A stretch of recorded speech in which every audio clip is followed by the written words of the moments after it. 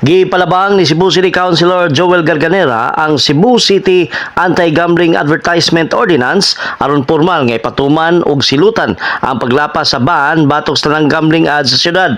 Base sa mga ordinansahon nga sakop sa ginili mao ang tanang klase sa advertisements, lakip ang billboards, radio, TV, online ug social media promotions, influencer marketing ug sponsored events. Ang ordinansahon nagtumong sa pagpanalipod sa publiko ilabi na sa kapatanunan batok sa negatibong epekto sa sugal. Kung magpalabang kini, adunay warning sa unang paglapas, 3,000 pesos nga multa sa ikaduha o 5,000 pesos nga multa uban ang posibleng kanselasyon sa business permit sa ikatulo o sunod ubos sa due process.